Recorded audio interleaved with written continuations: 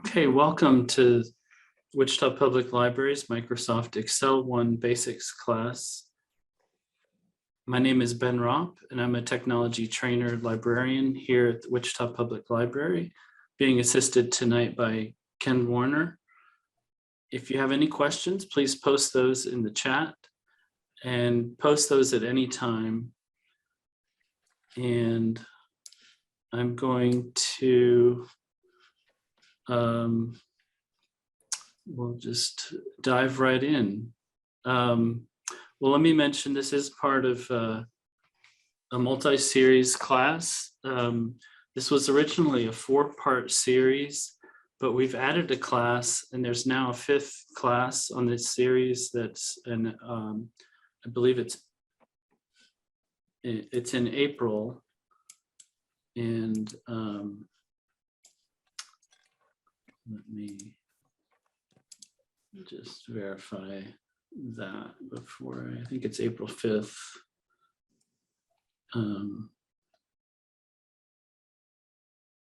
Yeah, April 5th, Excel 5, more formulas and functions. So the 3rd class is on March 24th. No, I'm sorry. On March 22nd is on formulas and functions. And then we're going to have a second formulas and functions class on April 5th, more formulas and functions. So we should have room for everybody. That sign up didn't open up until March 1st, so you may not have seen it. So we did add one onto this series. So let's go on to look at our class objectives today. This is a basics class. We're gonna do some entering of text and numbers into a worksheet. We're gonna learn to use the AutoFill function, which is really handy. We'll be doing some formatting of cells to display text and numbers effectively, and performing some basic calculations in a worksheet. We'll use the autosum function, probably the most popular function. It's got its own button on the home tab of the ribbon. And then we'll be looking at the aspects of printing a workbook and what to bear in mind when you're printing a spreadsheet. So to get started, what is a spreadsheet? So I've got a display of the basic screen when you open a blank workbook. Excel is a powerful software that lets us organize data, perform mathematical equations of a wide variety and complexity, a wide variety of complexities, and we can link information together and create charts, and there's so much more that we can do. So Excel is part of Microsoft Office, which is set up with the commands at the top of the screen in what we call the ribbon, and it's organized into tabs.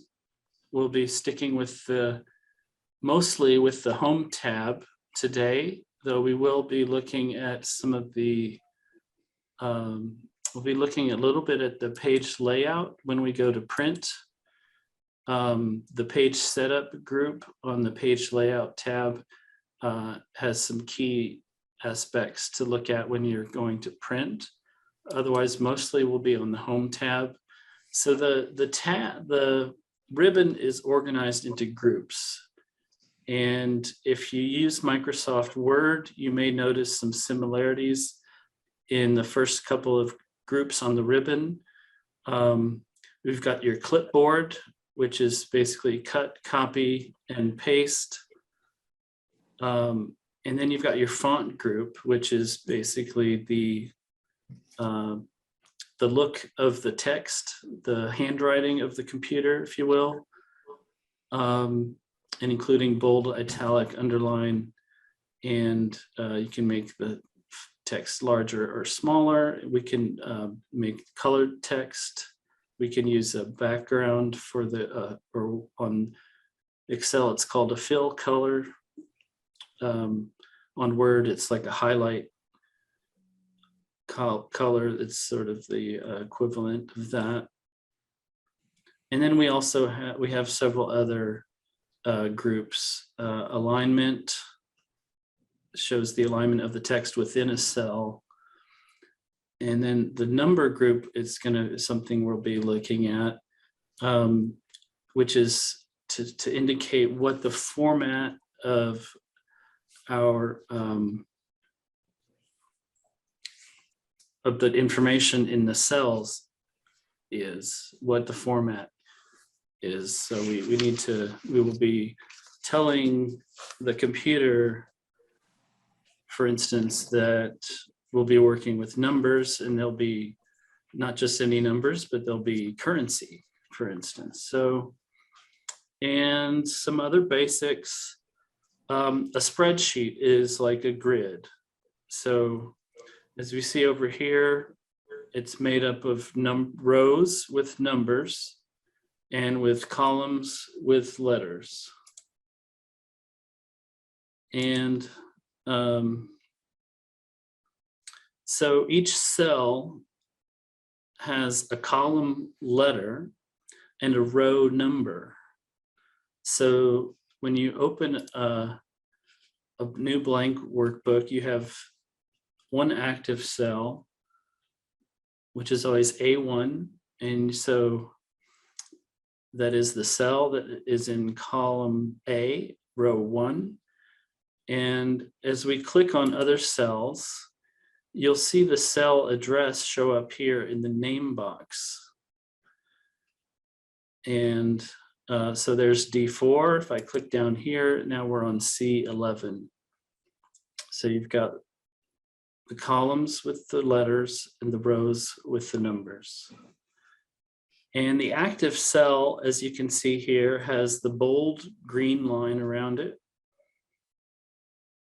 And if we type something, it's going to put text in that cell. And we have what's called the formula bar up here that lets us edit whatever is in a cell. So if I type something here, you can see it shows up also in the formula bar here. If we had a formula here, we'd be able to edit the formula up here. We can edit anything that's in the cell here. We can edit up in the formula bar. We can also edit it down in the cell. So I'm just using the backspace to add an exclamation mark. I can use the backspace to clear it. I can also do that up here in the formula bar, and it applies it to the cell. Now, when I hit enter, it's going to save the value in that cell, and it's going to move the active cell to the next row, one cell below the former active cell. So as I hit enter, I'll move down the page in the same column down to each rows. And if I use the tab button, it's going to do the same thing. So if I type something else here and hit tab, notice before I hit tab, you've got the blinker, the cursor is still blinking there.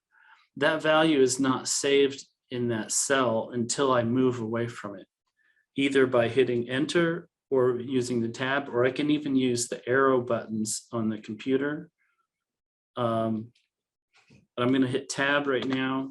Now you see the active cell moved to the right to the next column in the same row. So enter goes down, tab goes to the right.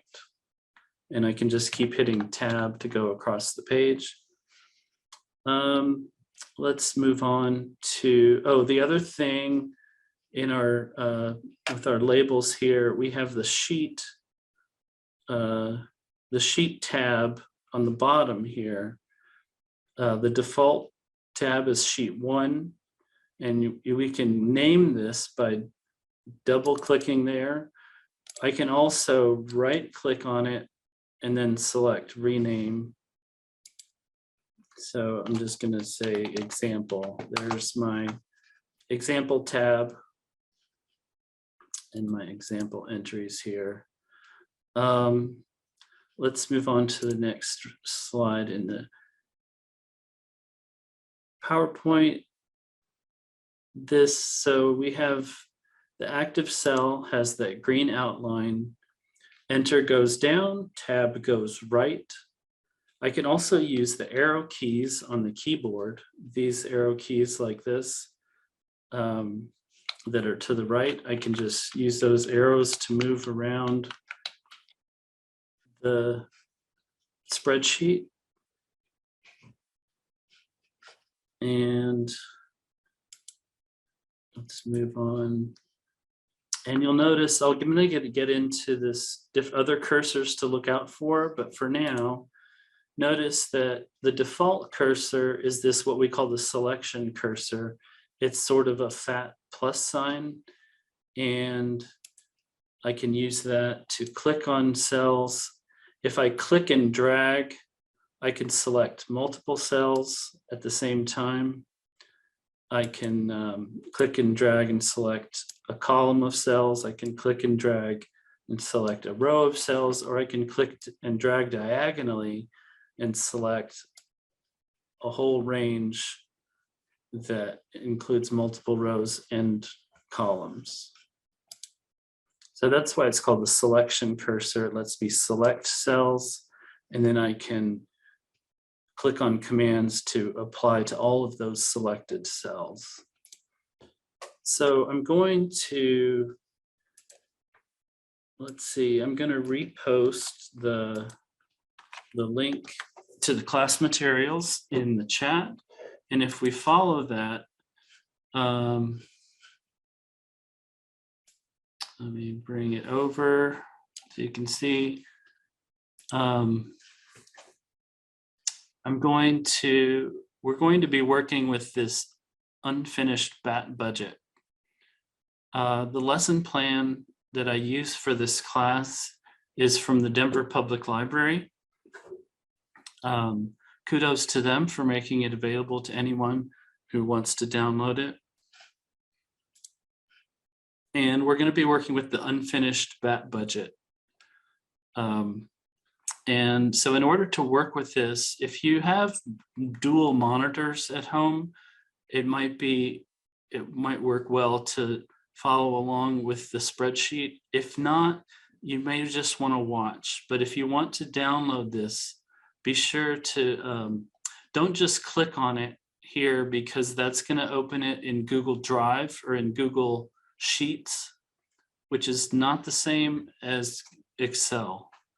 It looks very similar. It's a very good spreadsheet program with all the same basic functionality, but it's not the same, and it's going to throw you off. So be sure you download this unfinished BAT budget if you want to follow along, and then open it like that. And actually, I've already got a copy open here.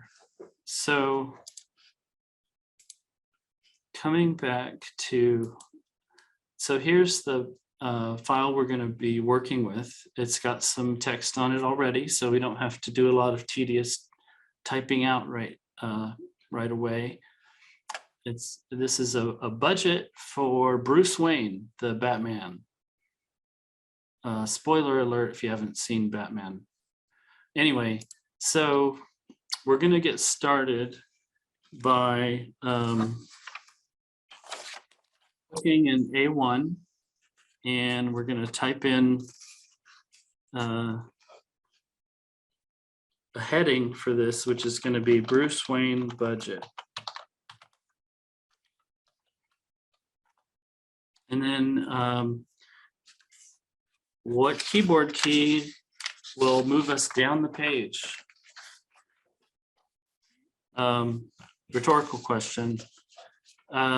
Enter is the answer. I'm going to hit enter to move down the page. Oh, and you notice I have a typo there. So there's a couple ways I can edit that. I can click on the cell and then come up to the formula bar and edit it there. Also, I can double click and edit it right in the cell. So I double clicked right on the word letter that I needed to change, and then I'm going to retype it and hit enter again there. Now I've fixed my typo. So a double click lets you edit within that cell. A single click and then clicking up here in the formula bar lets me edit it in the formula bar. And so, as I type here, it's going to change it down here in the cell. Type that back, make it better. So you may notice that this column A is too small to fit some of these values. So in A1, it's too big and it just overlaps into B1. But you notice down here under on a cell A6, it says Wayne Enterprises, but it gets cut off. So you notice in the formula bar, it says Wayne Enterprises, but down here it gets cut off by column B because B6 has a value there. So if there's a value in the neighboring cell, it's going to cut it off if it doesn't fit. If there's no value there, as it is up here in row 1, then it just overlaps. So you see that word budget overlaps into column B, even though it is the value in A1.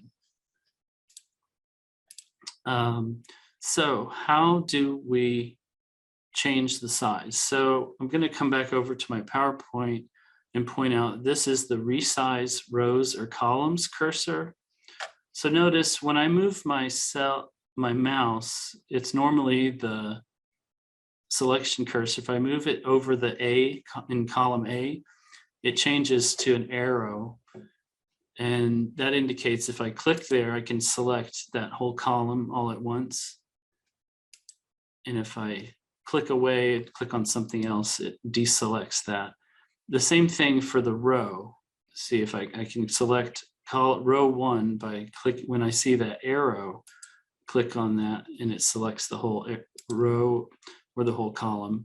But when I move the mouse over the line between A and B in this top above row 1, then it changes to this resize cursor. And then I can click and drag that to fit everything here that I can see. Now this works great if you have a small spreadsheet, but you may work with spreadsheets with thousands of rows in them. And if that's the case, then you won't know what the largest value in this item is, in this column is, without scrolling all the way down forever to your thousands of rows. So there is luckily a shortcut. So I'm gonna Zoom is in my way here. So I'm going to move my window down. And just resize that window. So you notice there's a button up here. This is called the quick access toolbar along the top here above the ribbon. This is your ribbon. These are your tabs on your ribbon. Right above that, you have the quick access toolbar with some commonly used commands that are already there. And it always has just at least save. And then this one here is what I wanted to point out, the undo button. And it's got this arrow kind of pointing curving around to the left to undo the item. I'm going to click that and several times until it goes back to the first time that I resized that column, because I wanted to show you a shortcut. But this undo button is really your best friend. And you notice when I mouse over it, it says undo typing. And then it says in A1, it says parentheses, it says Control+Z. That is a keyboard shortcut. If you hold down the Control and tap Z at the same time, it will undo the last thing you did. And that's a really useful thing. If you're typing and you want to undo something, you don't have to reach for the mouse. You can just use the Control+Z, and that can be a lot faster in some cases. So now that I've put my column size this back to the way it was, I'm going to show you a shortcut. When I mouse over that resize, when I get the resize cursor, I'm going to double click and watch what happens. It automatically resizes that column for the longest value in that column. And if you have 1,000 rows, then that's really handy. So it's a simple double click when you see that resize cursor, this cursor, the resize, and it works the same way for the rows. I can resize the row width with a double click as well. The rows usually resize to the font size automatically, generally. We're going to do more formatting with this later, but I'm just going to increase the size of our title and show you. You notice the row width automatically adjusts to fit the font that I've got in that cell. And I'm going to go back.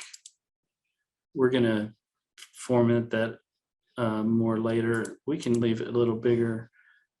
And if I resize, if I double click on the resize now, it's going to make it even a little bigger.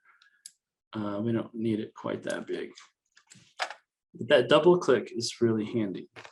Okay, so the next thing, this is going to be a budget for a calendar year. So one thing we're missing is the months of the year.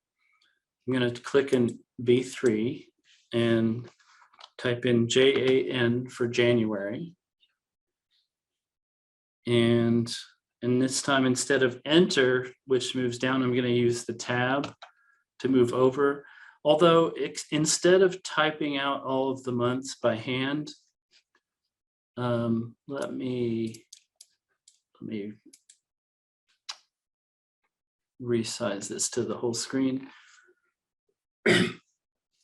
I'm going to click back on B3 to where it says January, and I'm going to use the AutoFill to fill in the months of the year. And the AutoFill,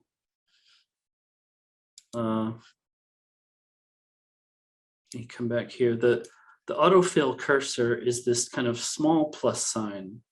The selection is the fat plus, and the autofill is this kind of crosshairs area. And you'll notice when I mouse over that little square in the corner of the active cell, it changes to the autofill cursor. So that lets me autofill this value into the cells neighboring it. So I'm going to mouse over the auto. This is, we call the little square in the corner of the active cell, we call that the fill handle. I'm going to mouse over the fill handle until I see the autofill cursor, and then I'm going to click and drag, and notice you can see it's telling me what month it's going to fill in, or what value it's going to fill into these. Now when I see December, I'm going to let go, and it autofills those values into those cells. I'm going to undo and just demonstrate that again. Because we're on Zoom, it's not so much of a hands-on class, so I'm just going to have to demonstrate. So again, we have your active cell. The little square in the corner is called the fill handle. When I position the mouse directly over that fill handle, it changes to the AutoFill cursor, that small plus sign. And then I click and drag, and you can see it pops up with some of the values that it's going to put in those cells. When I get to column M, it says December, I let go, and it fills in all of the months of the year from B to M, column B to column M, with December and M. That works with numbers as well. And it can work, I can go down from this as well as over. So if I just pick one of the months of the year and grab the fill handle and drag down, you'll see it's adding the months. And when it got to December, it just picked up with January again. And you notice with May, which is actually not abbreviated, it gave us the months in a non-abbreviated form. Whereas if I autofill from July, spelled J-U-L, abbreviated, and autofill that down, it's going to use the abbreviated version. So that's an illustration of how autofill works. It will also copy numbers. And you may notice down here, there's this, after I autofill, there's this little thing down here. When I mouse over it, it says autofill options. And I can change from it guesses what I want it to do. With the months of the year, it guesses that I want to fill a series, but maybe I want to copy cells instead. So that little button lets me change those options after the fact. Say, oh no, I wanted to copy it. So I'm going to select copy. And now it just copied. But in a point of fact, I really wanted a series. So I'm going to switch back to the series. And there's that. And now I'm going to undo those because now we can move on to the rest of our spreadsheet. We're going to try to fill in the rest of this and prepare a budget for Bruce Wayne. So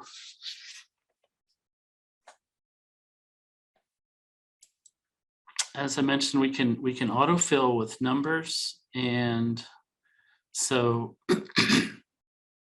this first section is the income of Bruce Wayne. We have the inheritance is $20,000 a month. I'm going to autofill that value across for each month of the year. Again, I'm looking for the little green square in the corner, which is the fill handle. When I see the autofill cursor, I can click and drag over. And you see it's assumed that I wanted to copy this time correctly, I might add. But if I wanted it to do a series, I could just use that drop down to change it. And now you see it's added one to each one and made it into a series. But I'm going to go back to the copy because it guessed correctly. And now I'm going to autofill the monthly income from Wayne Enterprises.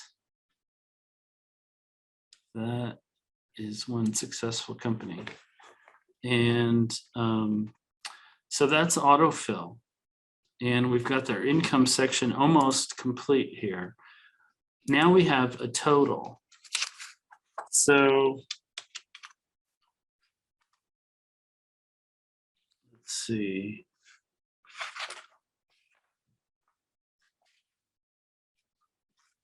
So for the We're going to do some basic math, and I'm going to switch out of here and share a whiteboard to do so here's some stuff. Let's see, I'm just gonna 1 plus 2 equals x. This is your basic algebra. Oh, there they are. Let's see, let me redo that.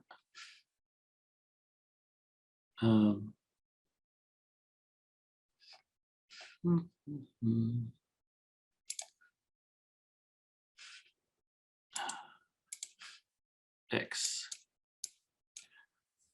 So there's your basic algebra, but this basically means the same thing, right? X equals 1 plus 2. So I'm showing you this because this is kind of the way that Excel works when you want it to do basic math.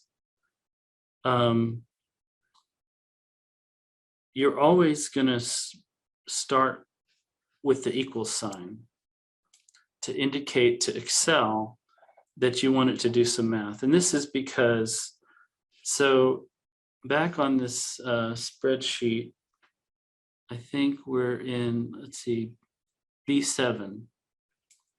B7 is our X. That's where we want the total to show up.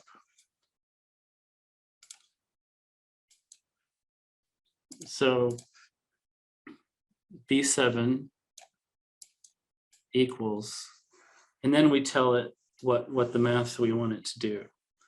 And what we want it to do is to add the values of directly above that, which are B5 plus B6.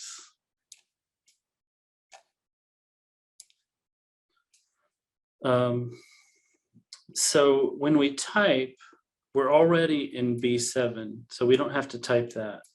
But we're going to start with the equal sign. Let's go back to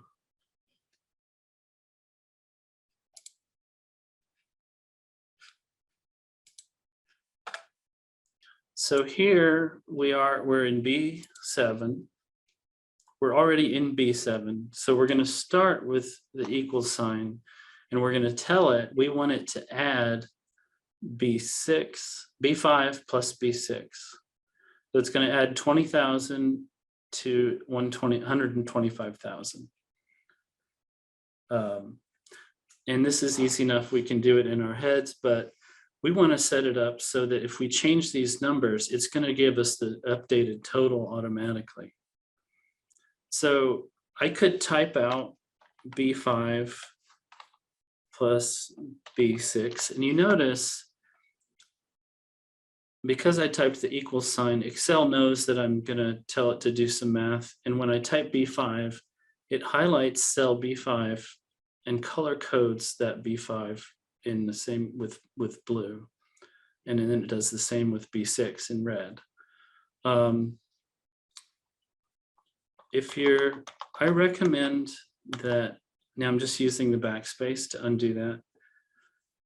The other way that I can build a formula is simply by clicking on the cell, and it knows that what I want to do. Because I typed the equals, it's looking out for this. I'm going to click on B5.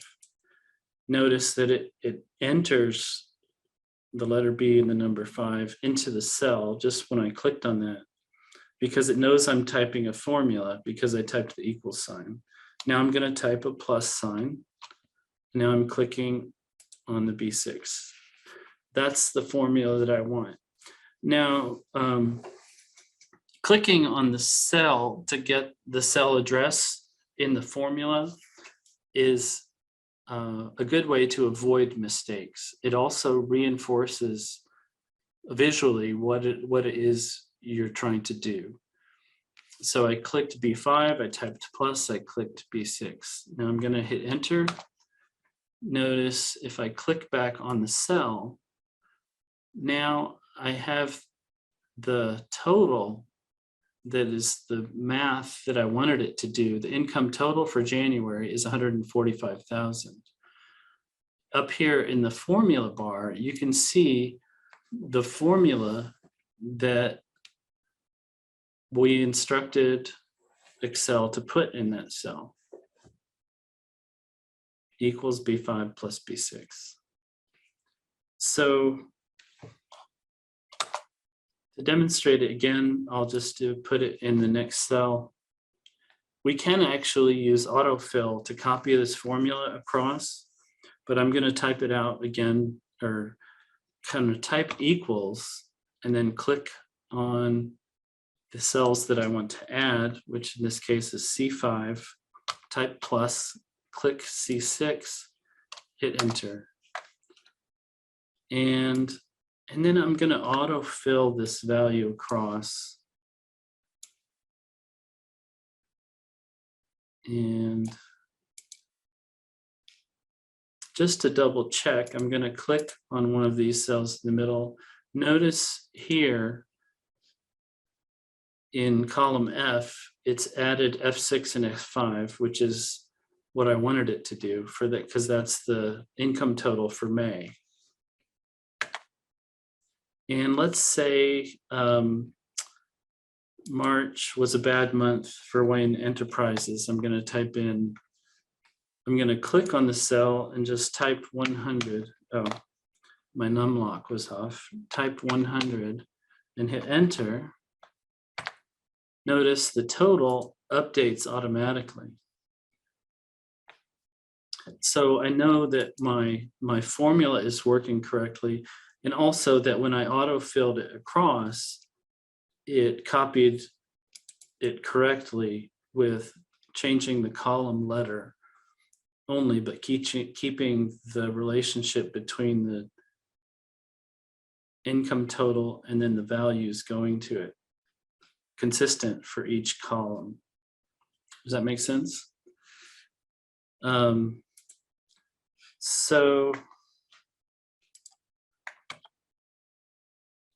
So one thing that's missing here is that the numbers here, if I asked you what usually indicates that we're dealing with money, you would probably answer, well, a dollar sign for one, but also often we have decimal places, 2 decimal places by default for currency. So I'm going to select using my selection cursor. I'm selecting all of these number values, and I'm going to go up to my number group on the ribbon to the drop-down menu here and select currency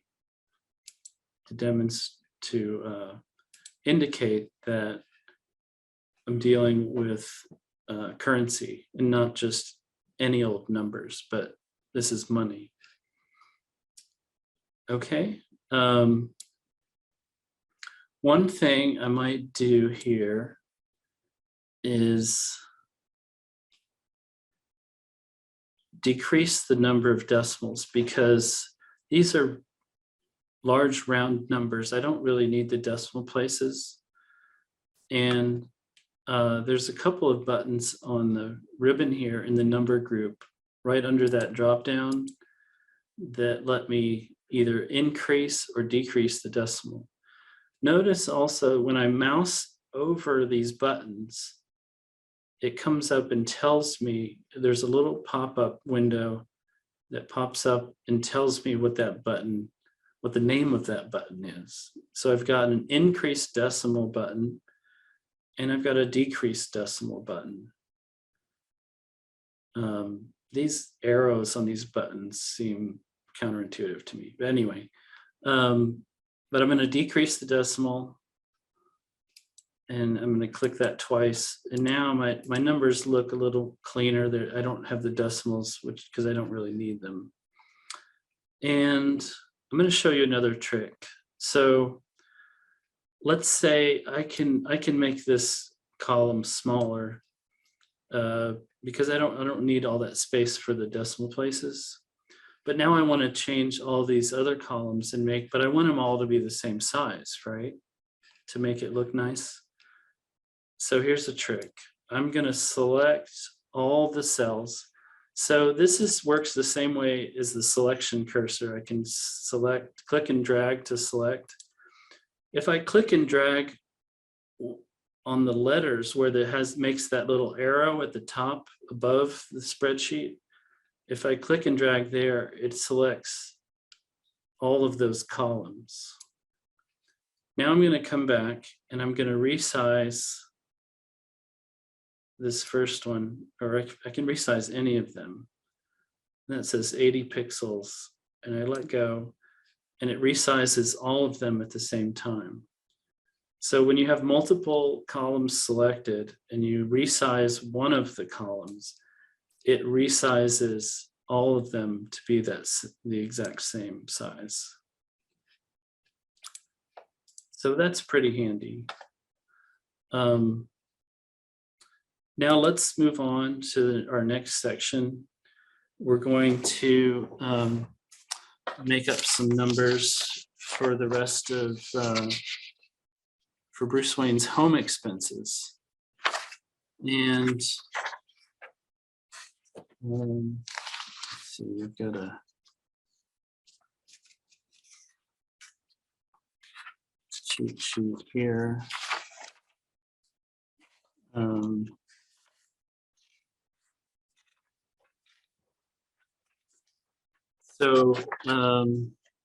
So mansion care, we'll call it 2,000 a month.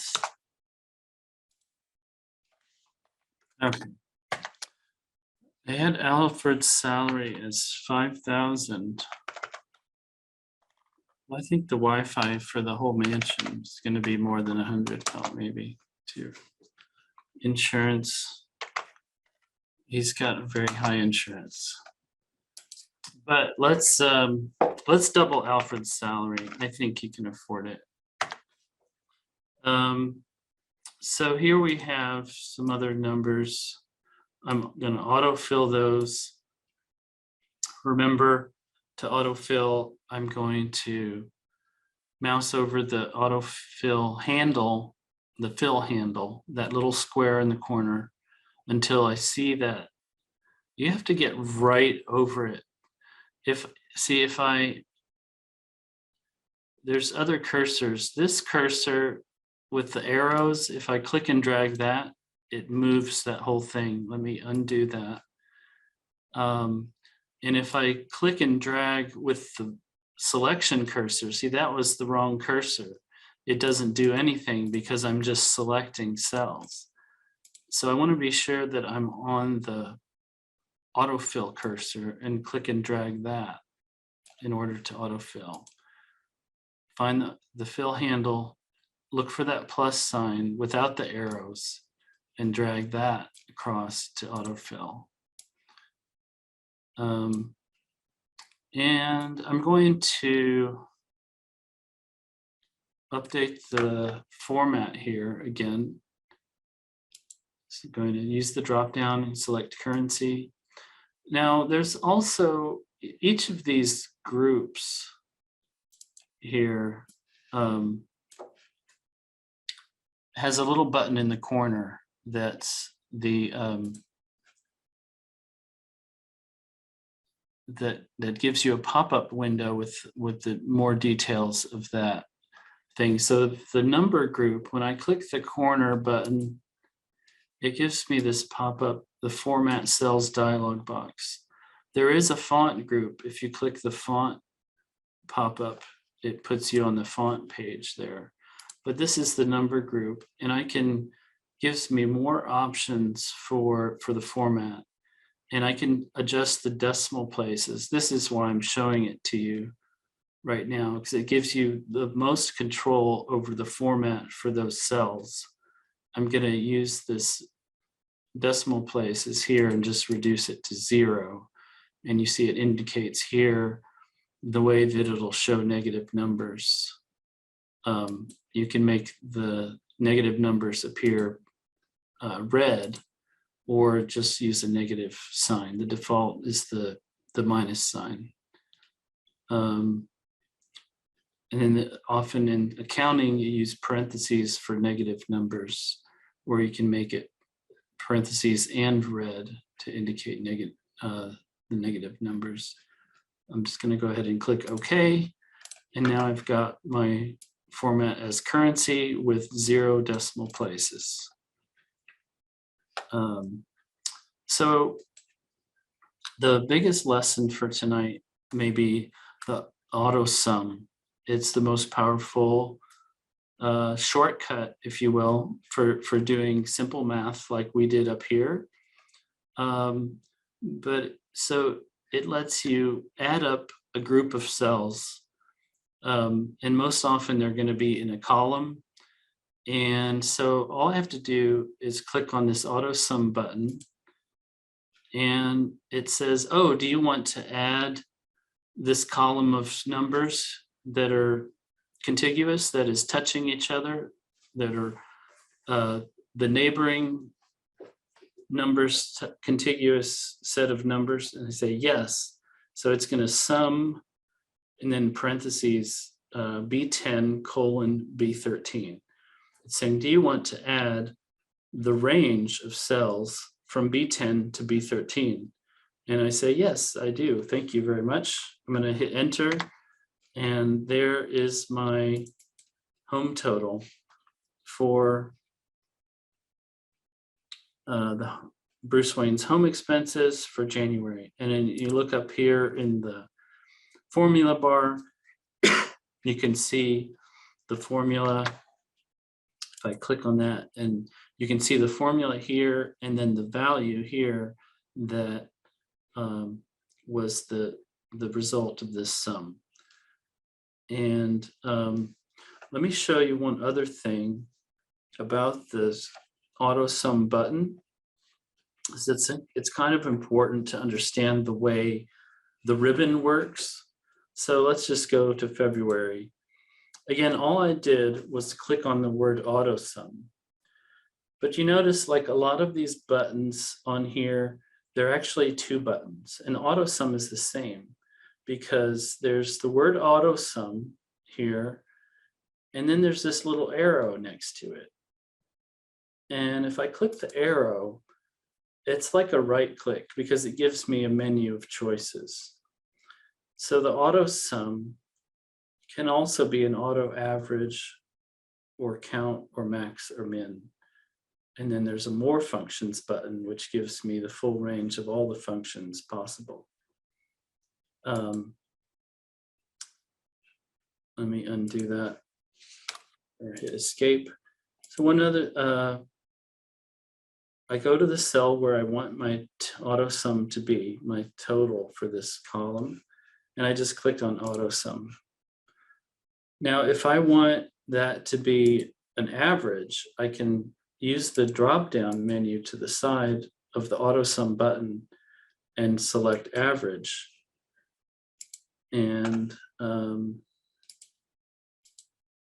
now the formula says average, and but it has with the same, applies it to the same range of cells. In this case, I don't want the average of those. I want the sum, but you see it's done the average because that's what I selected. If I change my mind about this value in this cell, I can just hit the delete button and it clears that.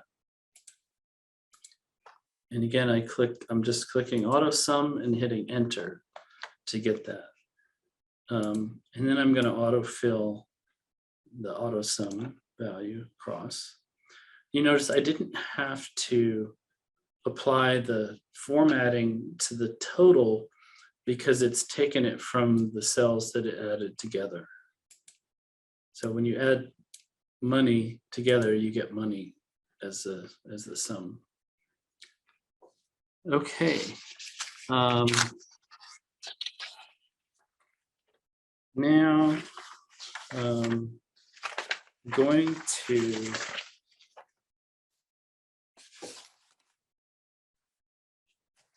I'm gonna add another category on here. I'm using the caps lock here for the title. This is gonna be Batcave expenses.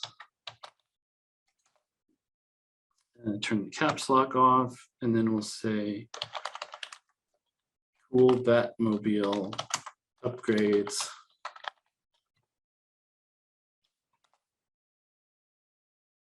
And probably wants a fog machine. We'll make that plural because the Batcave is pretty big. It needs a lot of fog. And we can add, let's see, costume maintenance. And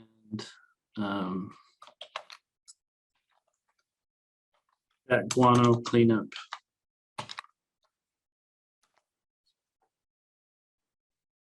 I'm going to resize this column again because you'll notice I double click and it just goes to the widest element, which is the heading here.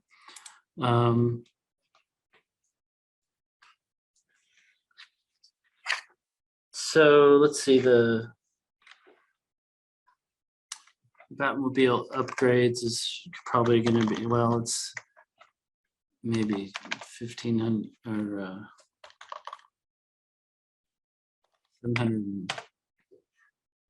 7,500, and maybe 150 for the fog machines, and say $200 a month for the costume. Bat guano cleanup is whole lots. And then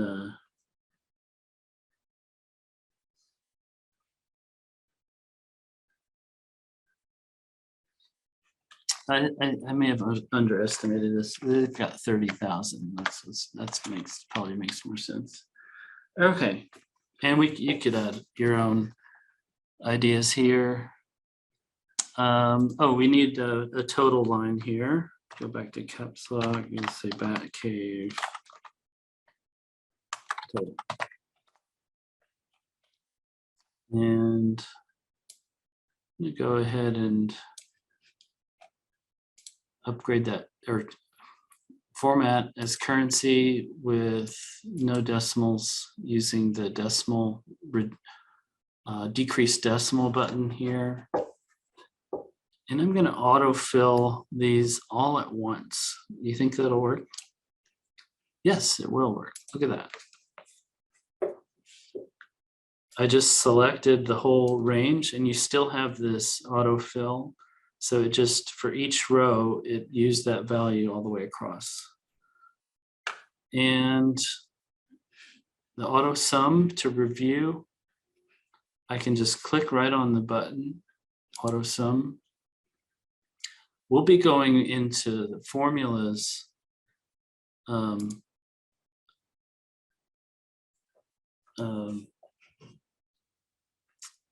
the third class in the series, formulas and functions. You may notice that the formulas also always start with an equal sign. So I just clicked autosum. I'm going to hit enter.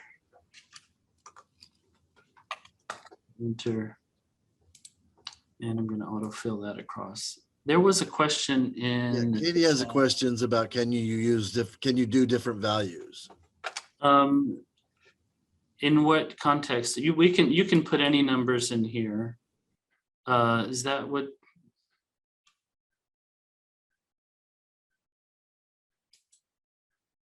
I'm not sure. I understand.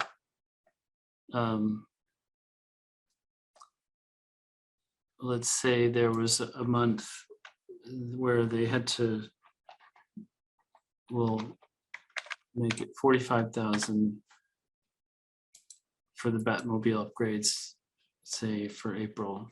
just to change some numbers. If you could elaborate on that question, I think, I'm not sure I understand. So the last part of this, to finish out the spreadsheet, our budget, trying to add each column with different numbers. Yeah, we can go in and change these numbers, and then the value of that, the sum for that month is going to be different from the other months.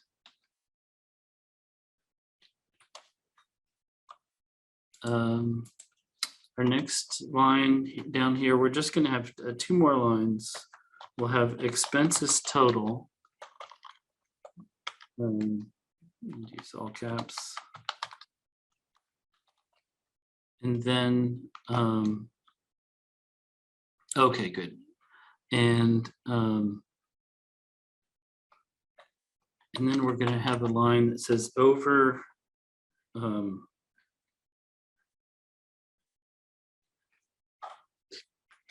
or short.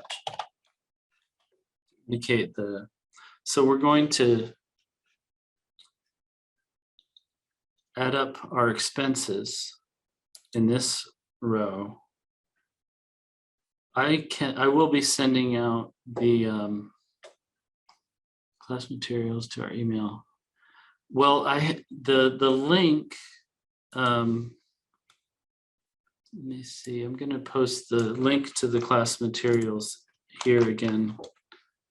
You can click the link to get to a Google Drive folder that has all of the materials. Does that answer the question?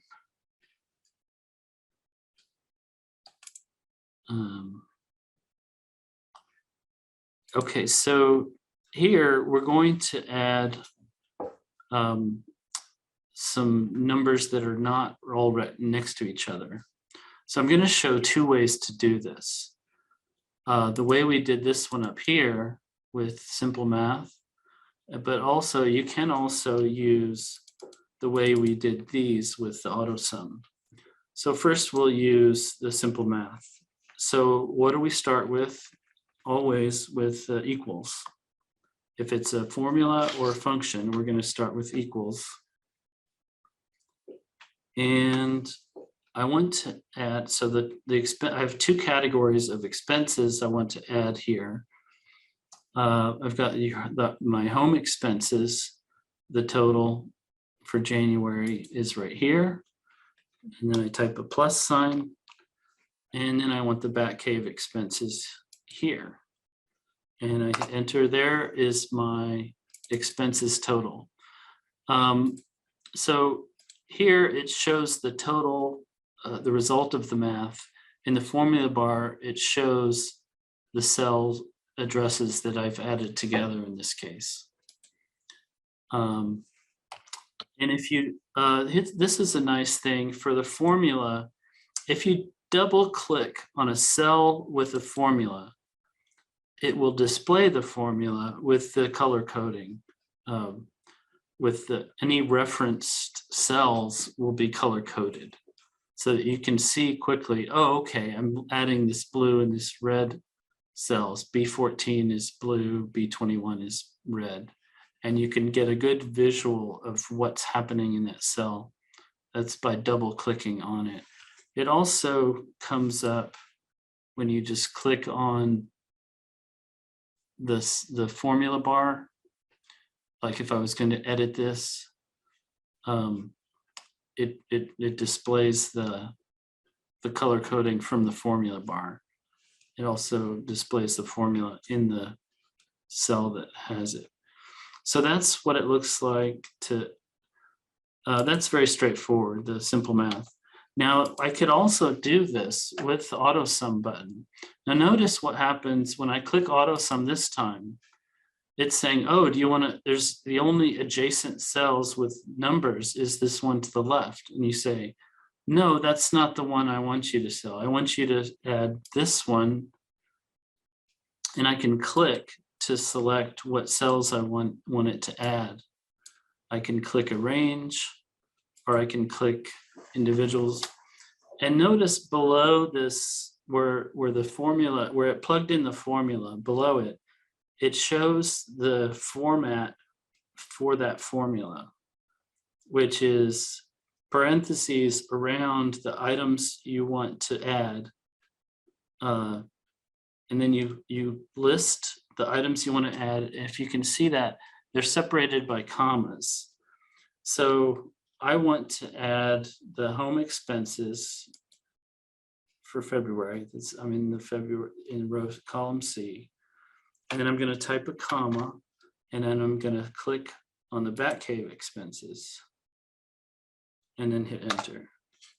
So notice we've got the same result, but the sum formula lets me add things with just a comma in between inside the parentheses, whereas the sort of by hand method, if you will, is simply a function, a formula equals B14 plus B21. So this is your algebra, and this is your function. Let me do this one more time, and I want to demonstrate another way that you can do it. So I'm going to click the AutoSum button, and it's saying, oh, you want to add those two? No, I don't. So I'm going to select the rows that I want. I could say, well, I don't want quite all that. I'm going to select these, and then I'm going to type a comma, and I'm going to select these, and I'm going to type a comma, and I'm going to select these and type a comma, and select these and type a comma. So you see the color coding is really effective in demonstrating or giving you a visual of what you're doing. So this is adding together all of these cells plus all of these cells and these and these. And they're nicely color coded. So you can say, oh, it's a little off. I didn't mean for this blank cell to be in there, but if you select it, it's going to highlight it with the green, so you know what you're doing. And this is obviously not what I want to do in terms of this budget sheet, but it demonstrates the power of the AutoSum function in adding things together. And it demonstrates also the format that is used in the AutoSum. So I'm going to just backspace out all of that. What I actually wanted to do is just add this number, type a comma, and that number. That's all I need to do in this case. So this formula and this function are doing the same thing. And then I'm going to autofill this across. Now the last bit of math that we're going to do today, we're going to figure out the difference between their income and our expenses for Bruce Wayne. So we're basically going to take the expenses, or no, we're going to take the income and then subtract the expenses. And so we're going to create a formula in the overshort row. So we're going to start with the equals sign. Always start with equals when you're asking Excel to do some math for you. So we'll take the income total from row 7 and then minus expenses. Enter. So that's what Bruce Wayne's got to work with. So you notice in March was a very bad month. Because of Wayne Enterprises only had $100 that month, and you can see that he overspent by $72,000. I'm gonna change the format for those negative numbers so they come up selecting currency, and we'll do parentheses in red, and I'll click OK. Now that kind of jumps out. So if you're an accountant, you might have that set up for to jump out that way. So you see, maybe that month he might have to sell the Batmobile. Anyway, you get the idea. So the cool thing here, this is, I can double click and see this is subtracting the expenses from the income for March, which I wanted it to do. And as if you change any of these numbers, the totals down here at the bottom are going to be changed. So we know those formulas are working correctly. So the last part we're going to talk about is just making it look pretty and printing. So this is all going to be dealing with the font group here. And I'm going to take the row 1 from A1 to M1, and I'm going to change the font to Arial Black, make it nice and bold, and make it big, like 28-point font. And then I'm going to change the cell color to black. Now we can't see the font, so I'm going to change the font color to white. And if we had a little bat logo thing, we could add that in. Now I'm going to do something similar to the row called income. And I'm going to, let's see, it says change the font again to Arial Black. And the font size to 24. A little smaller than the heading. Then I'm going to change the cell color. That is, this is the one with the paint can, it's actually called the fill color, which is the background of the cells. I'm going to make that gray. And change the font color to white. So the last color I used when I changed the font was white. So I can actually just click on the A with the white underline, and that will change it to white. Again, we have a button that has the main button and a drop-down menu. The drop-down gives me a choice of colors, and actually as I mouse over them, you can see the text change in real time, so I can get a preview of what that's going to look like, but I'm going to stick with white. Now, here's another really cool thing that's really useful. Let's say you had a lot of different budgets and you wanted to apply the same format to them. They might be in different sheets here on the bottom, in different sheet tabs, or they might be in different workbooks, but we wanted to copy this formatting and apply it. So we're going to use the formatting for the income and apply that to the home expenses and the Batcave expenses, so that we have a consistent look throughout the document. So we're going to use what's called a format painter. This is really handy, and it has the same function in Microsoft Word, because it's just part of the ribbon in the clipboard group. There's always this format painter, and it has a little paintbrush there to indicate the painter aspect. So you notice when I've got this active cell in this, and that's the format that I want to copy. And then I click Format Painter, and then the selection cursor changes to this selection cursor with the paintbrush. And then I can click and drag the cells that I want to apply that to. And it just copies that format right there. Now let's say I wanted to copy it more than one place. I can double click the format painter and then it will change to the paintbrush. And then after I select something, it stays as a paintbrush.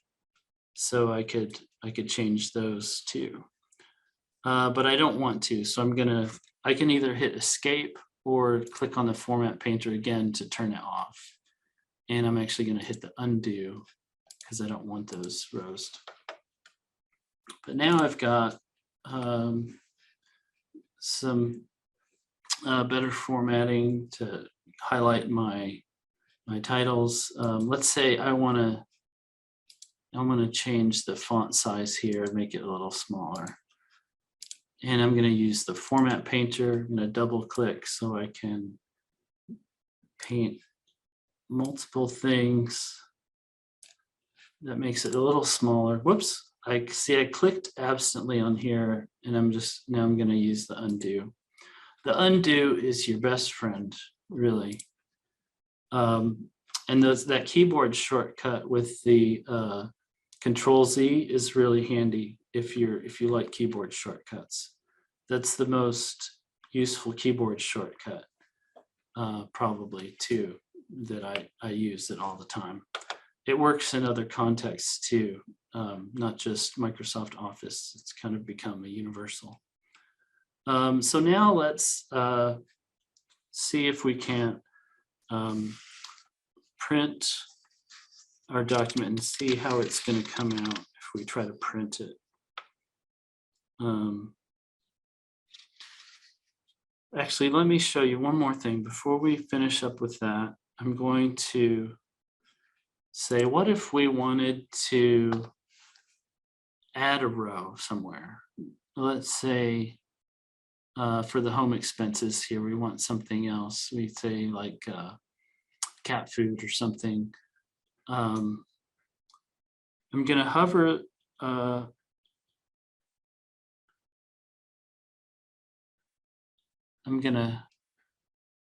if I hover over the 12 with the arrow and right click and say insert, it's going to add a row.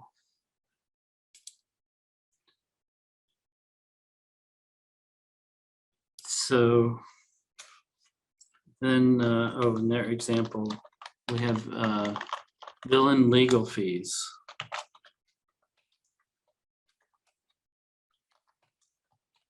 That's funny. Okay. Well, actually, let's change our mind. If we change our mind, then we can highlight that row. And there's a delete button up here in the cells group. Again, all I did was right click on that row and hit insert. If I left click on that and select it, then I can right click and insert and it adds a row. It'll add whatever I have selected. So let me undo. Let me demonstrate. If I highlight 2 rows and then right click and say insert, it's going to insert 2 rows. Also with these insert and delete and format buttons, they have the double thing with the drop down menu.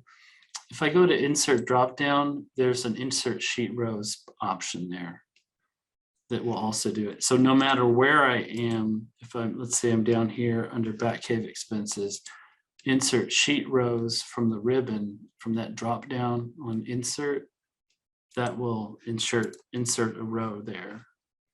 So the ribbon buttons are useful, but also just the right click over here will insert a row. Let me undo that.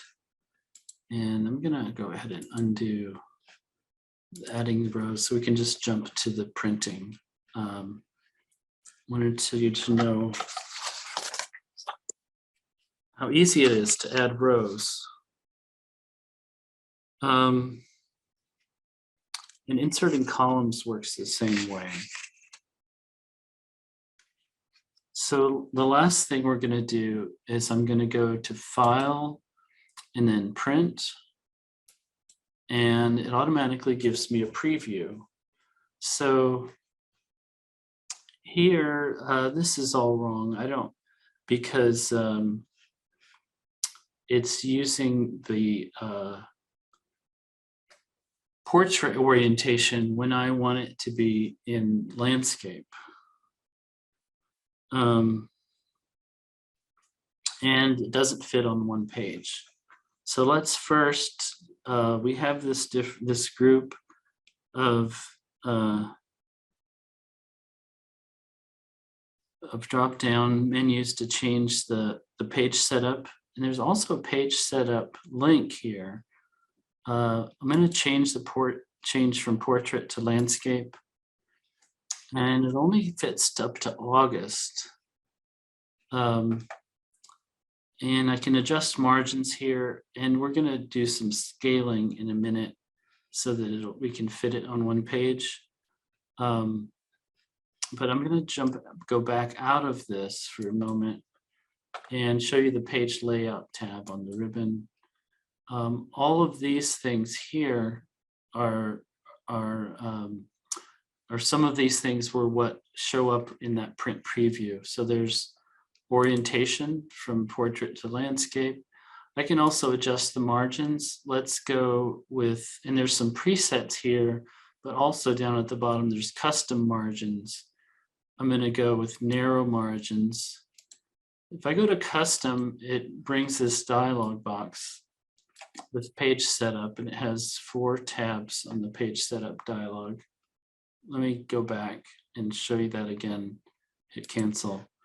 What I did was hit the margins and then custom margins, which gave that pop-up. But the other thing that will do the pop-up with the page setup dialog is this corner button. So again, remember, when you have a group of things on the ribbon and a button in the corner, and this is the page setup, it brings up the page setup dialog box. And so you see it has the portrait or landscape, and some other things. Under the margins, I can type in specific values for all of the margins. There's also a nice thing that's center on page horizontally. I like to have things centered. That's a very nice feature.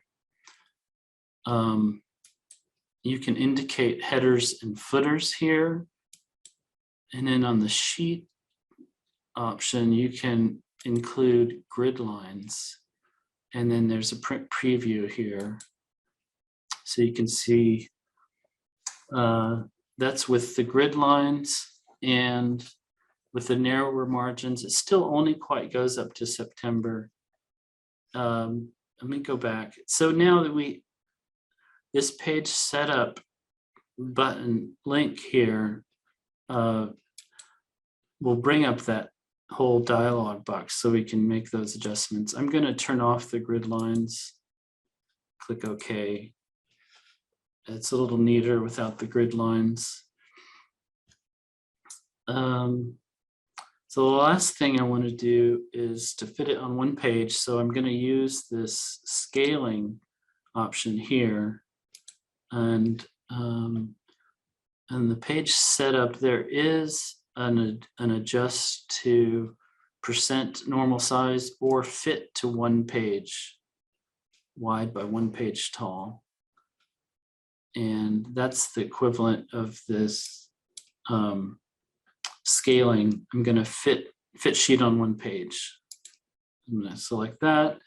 Now I've got January through December fitting on one page with narrow margins, so it can be as it's still legible. You know, if you've got a spreadsheet with thousands of lines of rows, fitting it on one page is just going to make a blur. It's not gonna, you know.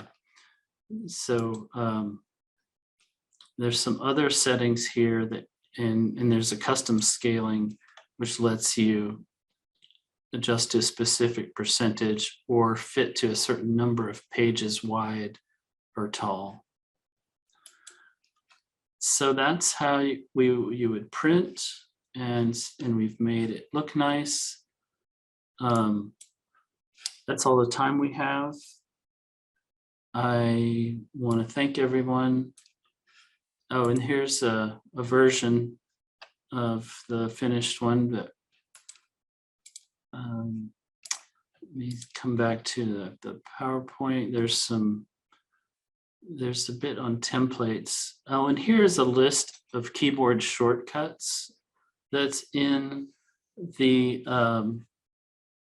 PowerPoint, which is also in that the PowerPoint is this PDF here in the link. That is the PowerPoint in PDF format. And so Control Z is your best friend. There's also a Control Y, which is a redo, and cut, copy, and paste are Control X, Control C, and Control V, respectively. One thing I want to mention is this GCF Learn Free has online tutorials, which looks like this. There's a link to it.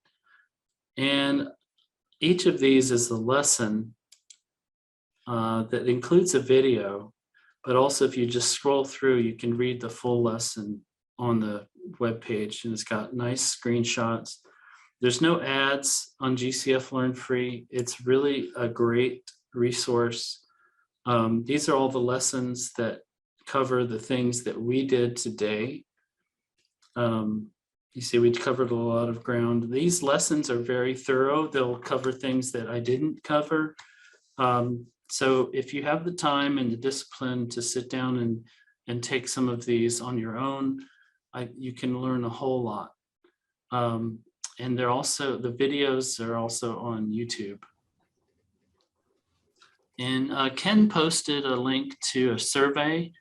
That's an online version of the little forms we used to hand out in our in-person events. It should just take a minute. Please take a moment to do that. Special thanks to Denver Library, Denver Public, that created this lesson plan. A free alternative to Excel is LibreOffice, and I have a link to that. Their spreadsheet program is called Calc. And it's not exactly the same, but if you don't have Excel and you need a spreadsheet program or want to play with it for free, that's a free download. There's also Google Sheets, which is free. It's online based. The other classes, here's the other classes in the series. If you're not already signed up, please go ahead. We should have room. If you get on the wait list, I will let you in the class. We've got a limit on it, but with Zoom, we can really expand that as needed. So don't be deterred if you get on the wait list for one of these classes. We'll be happy to let you in. There's also a link to sign up for those. The April 5th Excel 5 class, I noticed nobody was really signed up for that. And please go ahead and do that if you want some extra formulas and functions stuff.